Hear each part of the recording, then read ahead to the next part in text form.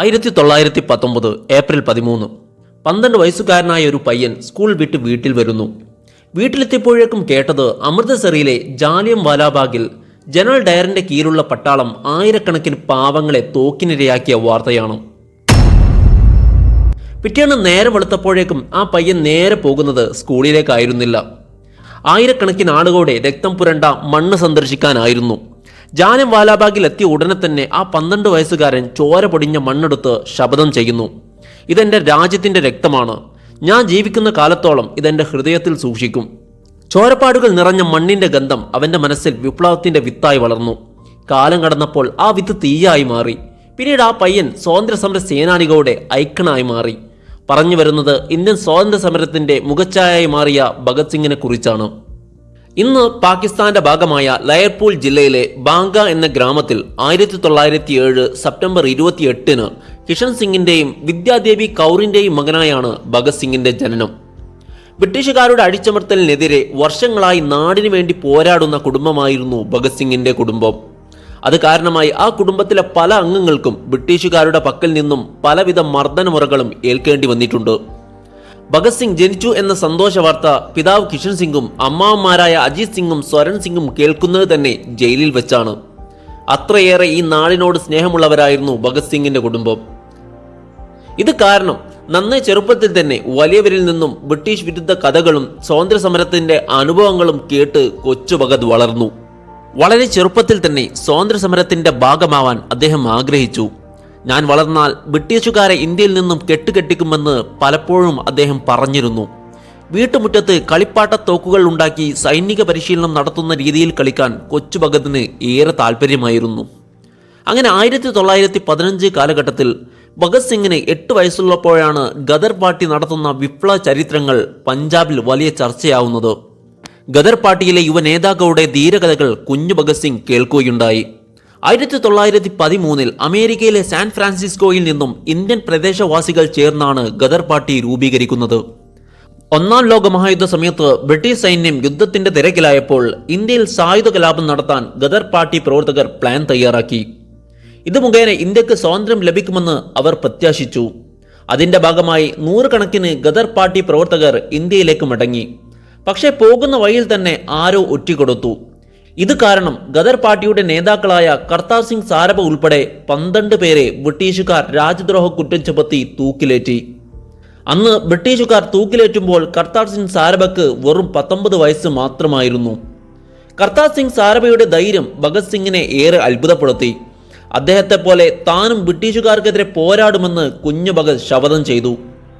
1906 ഭഗത് സിംഗിന് 9 വയസ്സുള്ളപ്പോഴാണ് ലാഹോറിൽ വെച്ച് ലാലാ ലജ്പത് റായിയെ കണ്ടുമുട്ടാൻ അവസരം ലഭിക്കുന്നത്.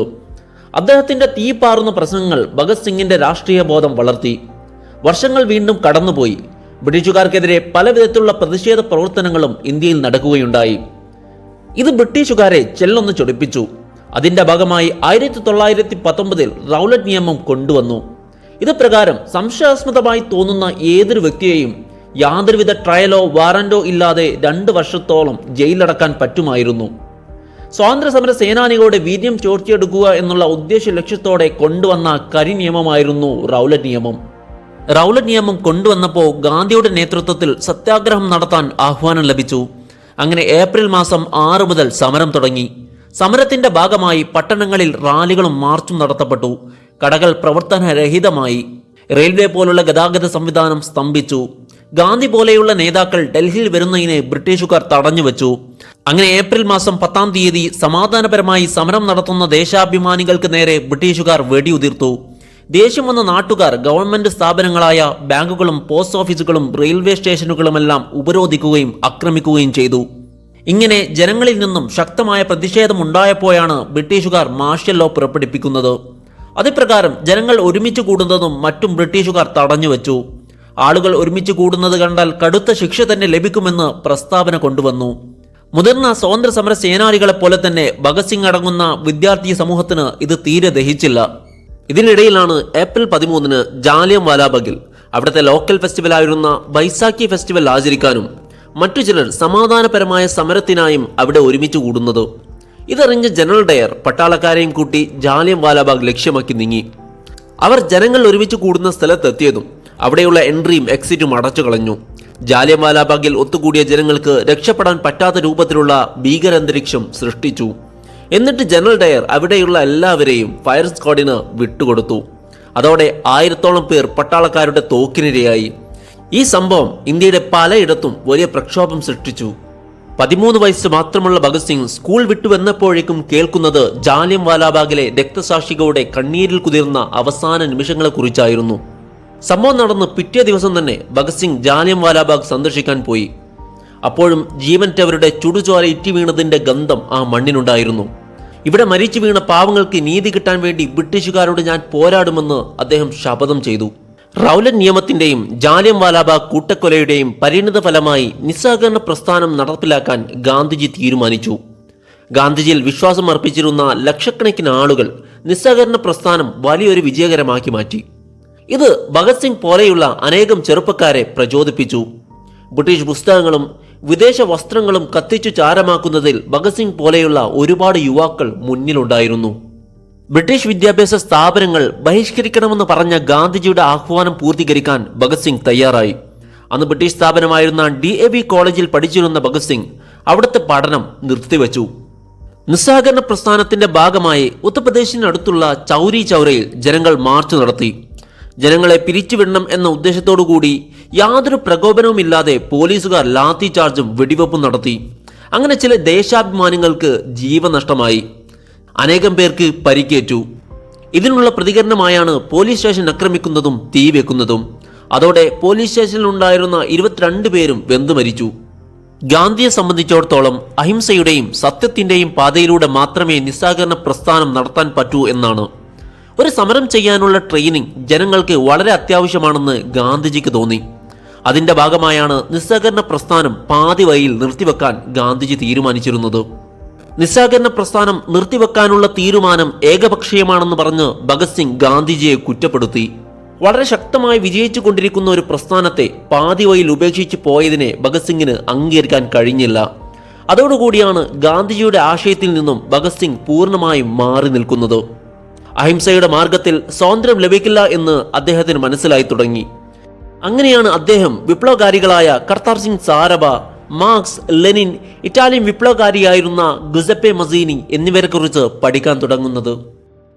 ശേഷം 1923 ലാലാ ലജ്പത് റായ് സ്ഥാപിച്ച ലാഹോർ നാഷണൽ കോളേജിൽ ഉന്നത വിദ്യാഭ്യാസത്തിന് ചേർന്നു. അവിടെ വെച്ച് സമാന ചിന്താഗതിക്കാരായ യുവാക്കളെ കണ്ടുമുട്ടി. സോഷ്യലിസത്തെയും വിപ്ലവ സാഹിത്യത്തെയും കുറിച്ചും ആഴത്തിൽ പഠിച്ചു.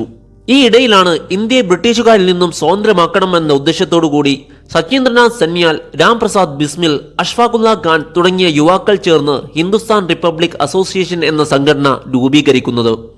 ഗാന്ധി മാർഗത്തിലൂടെ സ്വാതന്ത്ര്യം അപ്രാപ്യമാണെന്ന് കരുതിയിരുന്ന അവർ വിപ്ലവത്തിലൂടെ മാത്രമേ ഇന്ത്യക്ക് സ്വാതന്ത്ര്യം ലഭിക്കൂ എന്ന് വിശ്വസിച്ചു. ആശയങ്ങൾ തമ്മിൽ പൊരുത്തമായതുകൊണ്ട് തന്നെ ഭഗത് സിംഗ് അവരുടെ കൂടെ കൂടി. HRAയുടെ നേതാക്കൾ വിപ്ലവ പ്രവർത്തനങ്ങൾക്ക് പണം സമാഹരിക്കാൻ തീരുമാനിച്ചു. ബ്രിട്ടീഷുകാർ പണപ്പെട്ടിയുമായി ട്രെയിനിൽ കൊണ്ടുപോകുന്നു എന്നറിഞ്ഞ ഹിന്ദുസ്ഥാൻ റിപ്പബ്ലിക് അസോസിയേഷന്റെ നേതാക്കൾ ലക്നൌവിനടുത്തുള്ള കക്കോരി എന്ന ഗ്രാമത്തിൽ ട്രെയിൻ തടഞ്ഞു വെച്ചു. അവിടെ വെച്ച് പറ്റാവുന്നിടത്തോളം പണം സമാഹരിച്ചു. ഇതറിഞ്ഞ ബ്രിട്ടീഷുകാർ ഈ കേസിൽ അകപ്പെട്ടവരെ തിരയൽ ഊർജിതമാക്കി. അങ്ങനെ ഒരുപാട് പേരെ ബ്രിട്ടീഷുകാർ ജയിലിലടച്ചു. 1926-27 വിചാരണയ്ക്ക് ശേഷം രാംപ്രസാദ് ബിസ്മിൽ, അഷ്ഫാഖുല്ല ഖാൻ, രാജേന്ദ്ര ലാഹിരി, റോഷൻ സിംഗ് എന്നിവരെ വധശിക്ഷയ്ക്ക് വിധിച്ചു. മറ്റു പല യുവ വിപ്ലവകാരികളെയും അന്തമാനിലെ കാലാപാനി സെല്ലുലാർ ജയിലിൽ അടയ്ക്കാൻ ബ്രിട്ടീഷ് കോടതി ഉത്തരവിറക്കി. ഈ സംഭവത്തിൽ ഭഗത് സിംഗ് പങ്കെടുത്തിട്ടില്ലെങ്കിലും സ്വരാജ്യത്തിന് വേണ്ടി പോരാടി മരിച്ച ധീര യുവാക്കളുടെ രക്തസാക്ഷിത്വം ഭഗത് സിംഗിനെ കൂടുതൽ മനക്കരുത്തുള്ള വ്യക്തിയാക്കി മാറ്റി. കക്കോരി സംഭവം കഴിഞ്ഞ് നിർജ്ജീവമായിരുന്ന ഹിന്ദുസ്ഥാൻ റിപ്പബ്ലിക്കൻ അസോസിയേഷനെ പുനർനാമീകരണം ചെയ്ത് HSRA എന്നാക്കി മാറ്റി. അതായത് ഹിന്ദുസ്ഥാൻ സോഷ്യലിസ്റ്റ് റിപ്പബ്ലിക്കൻ അസോസിയേഷൻ എന്നാക്കി മാറ്റി. അതിന്റെ തലപ്പത്തുണ്ടായിരുന്നത് ഭഗത് സിംഗ്, സുഖ്ദേവ്, യശ്പാൽ, ചന്ദ്രശേഖർ ആസാദ് എന്നീ തുടങ്ങിയ യുവ നേതാക്കളെ ആയിരുന്നു.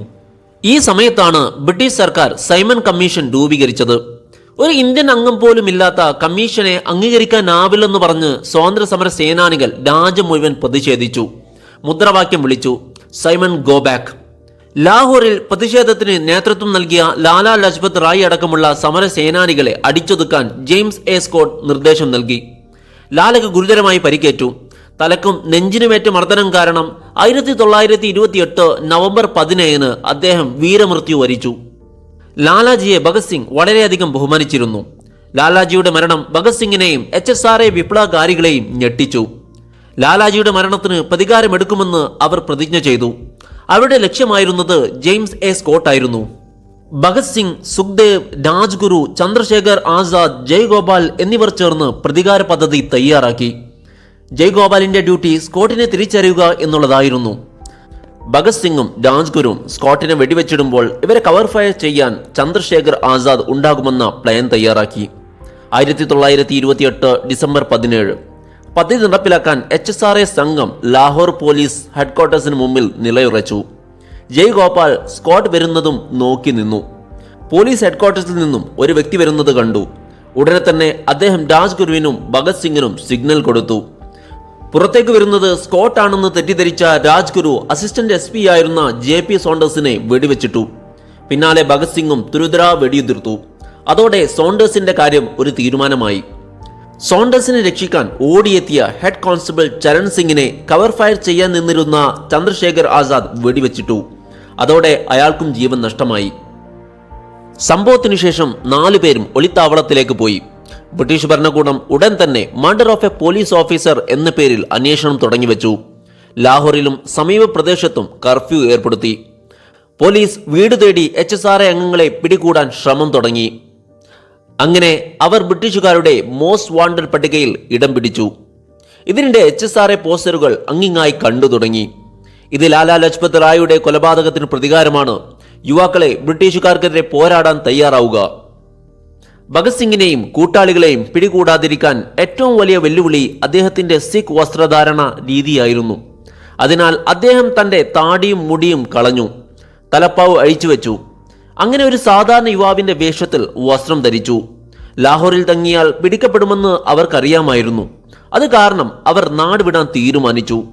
വേഷം മാറ്റിയുള്ള യാത്രയിൽ ഭഗത് സിംഗിന് രക്ഷപ്പെടാൻ ഒരു കുടുംബനാഥന്റെ വേഷം അണിയേണ്ടി വന്നു. ദുർഗാബായി ഭഗത് സിംഗിന്റെ ഭാര്യയുടെ വേഷം കെട്ടി കൂടെ വരാമെന്ന് ഏറ്റു. 2 പേരുടെയും ദാസ്യനായി രാജ്ഗുരുവും വേഷം കെട്ടി. അങ്ങനെ ലാഹോറിൽ നിന്നും അവർ ട്രെയിൻ കയറി കൽക്കത്ത വരെ സഞ്ചരിച്ചു. ഈ യാത്രയിൽ ഭഗത് സിംഗിന്റെ ധൈര്യവും ചാണക്യ ബുദ്ധിയും ബ്രിട്ടീഷ് പോലീസിനെ പൂർണ്ണമായും കബളിപ്പിച്ചു. സോണ്ടേഴ്സിന്റെ വധത്തിനു ശേഷം HSRA അംഗങ്ങൾ അടിയന്തര യോഗങ്ങൾ നടത്തി. വെറും പ്രതികാര കൊലകൾ കൊണ്ട് മാത്രം ഇന്ത്യക്ക് സ്വാതന്ത്ര്യം ലഭിക്കില്ല എന്ന് അവർ തിരിച്ചറിഞ്ഞു. ജനങ്ങളുടെ ശ്രദ്ധ നേടാൻ ബ്രിട്ടീഷുകാരെ തുറന്ന വെല്ലുവിളി നടത്തുന്ന വലിയ രാഷ്ട്രീയ പ്രവർത്തനത്തിന് മാത്രമേ സ്വാതന്ത്ര്യം കൊണ്ടുവരാൻ സാധിക്കൂ എന്ന് അവർ വിശ്വസിച്ചു. ഇന്ത്യയിൽ കമ്മ്യൂണിസ്റ്റ് സോഷ്യലിസ്റ്റ് ആശയങ്ങൾ വ്യാപിക്കുന്നത് ബ്രിട്ടീഷുകാരെ ഏറെ ഭയപ്പെടുത്തിയിരുന്നു. റഷ്യൻ വിപ്ലവം ഇന്ത്യൻ യുവാക്കളെ വളരെ ആകർഷിച്ചിരുന്നു. അതുപ്രകാരം ഒരുപാട് ട്രേഡ് യൂണിയനുകൾ ഇന്ത്യയിൽ ഉണ്ടാവുകയും യുവാക്കൾ അതിന് പൂർണ്ണ പിന്തുണ നൽകുകയും ചെയ്തു. ഇതെല്ലാം നിയന്ത്രിക്കാൻ വേണ്ടിയായിരുന്നു ബ്രിട്ടീഷുകാർ പബ്ലിക് സേഫ്റ്റി ബില്ലും ട്രേഡ് ഡിസ്പ്യൂട്ട് ബില്ലും കൊണ്ടുവന്നിരുന്നത്. ഇത് ജനങ്ങളെ സ്വാതന്ത്ര്യ സമരത്തിൽ നിന്നും പിന്തിരിക്കാൻ വേണ്ടിയാണെന്ന് HSRA അംഗങ്ങൾക്ക് മനസ്സിലായി തുടങ്ങി. HSRAയിലെ ചില നേതാക്കൾ പറഞ്ഞു, നമുക്ക് കൂടുതൽ ബ്രിട്ടീഷ് ഓഫീസർമാരെ വധിച്ചു കളഞ്ഞാലോ എന്ന്. ഇതിന് മറുപടിയായി ഭഗത് സിംഗ് പറഞ്ഞത്, ജീവൻ അപഹരിച്ചുകൊണ്ട് മാത്രം നമുക്ക് ജനങ്ങളെ ഉണർത്താൻ പറ്റില്ല. നമ്മൾ ചെയ്യുന്ന പ്രവർത്തനങ്ങളിലൂടെ ഒരു സന്ദേശം ജനങ്ങളിലേക്ക് എത്തിക്കണം. വീണ്ടും കുറച്ചു നേരത്തെ ചർച്ചക്കൊടുവിൽ ഭഗത് സിംഗ് തന്റെ സഖാക്കളോടായി പറഞ്ഞു, ഡൽഹിയിലെ സെൻട്രൽ ലെജിസ്ലേറ്റീവ് അസംബ്ലിയിൽ ഒരു ശക്തമായ പൊട്ടിത്തെറി നടത്തണം. അതിനായി ശബ്ദവും പുകയും മാത്രമുണ്ടാകുന്ന ബോംബുകൾ ഉപയോഗിക്കേണ്ടതുണ്ട്. എന്നിരുന്നാലും നമ്മുടെ ഓപ്പറേഷൻ കാരണമായി ഒരു വ്യക്തിയുടെ പോലും ജീവന് ആപത്തുണ്ടാവരുത്. പൊട്ടിത്തെറികൾക്ക് ശേഷം നമ്മൾ പാംലെറ്റുകൾ വിതരും. സ്വാതന്ത്ര്യ സന്ദേശം ജനങ്ങളിലേക്ക് എത്തിക്കും. ഓടി രക്ഷപ്പെടാതെ തന്നെ നമ്മൾ സ്വയം കീഴടങ്ങും.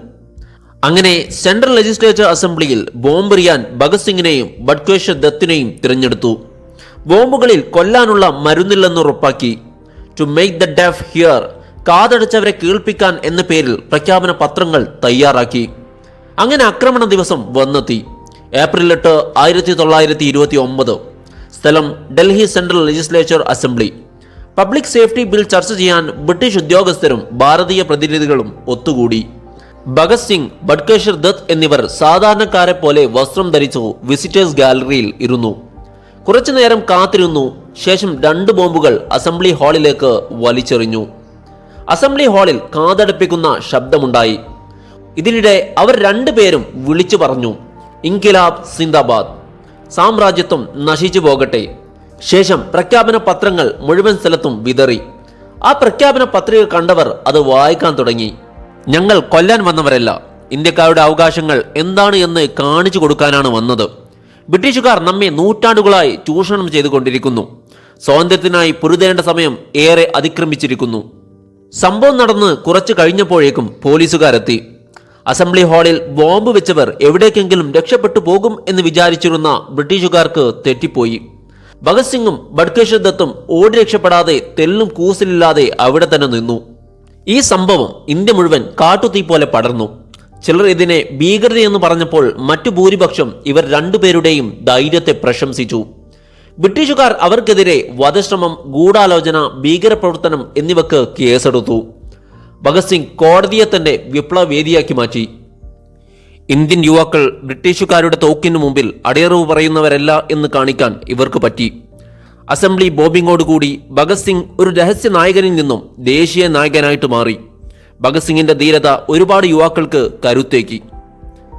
അടുത്ത വീഡിയോയിൽ ഭഗത് സിംഗിന്റെ ജയിൽ പ്രവേശനത്തിനു ശേഷം നടന്നിട്ടുള്ള പ്രധാന സംഭവങ്ങളെക്കുറിച്ചും അന്നത്തെ ഇന്ത്യൻ രാഷ്ട്രീയ നേതാക്കൾ ഭഗത് സിംഗിന്റെ വധശിക്ഷ ഒഴിവാക്കാൻ വല്ലതും ചെയ്തോ എന്നതിനെക്കുറിച്ചുമാണ്. നമ്മൾ ഒരുപാട് കഷ്ടപ്പെട്ട് റിസർച്ച് ചെയ്തുണ്ടാക്കുന്ന വീഡിയോ ആണ്. ഈ വീഡിയോ നിങ്ങൾക്ക് ഇഷ്ടപ്പെട്ടാൽ ലൈക്കും സബ്സ്ക്രൈബും ചെയ്യുക. ഈ വീഡിയോ ഉപകാരപ്പെടുമെന്ന് തോന്നിയാൽ നിങ്ങളുടെ ഫ്രണ്ട്സിന് ഷെയർ ചെയ്യുക. അടുത്ത വീഡിയോ ആയി വരുന്നതുവരെ ബൈ.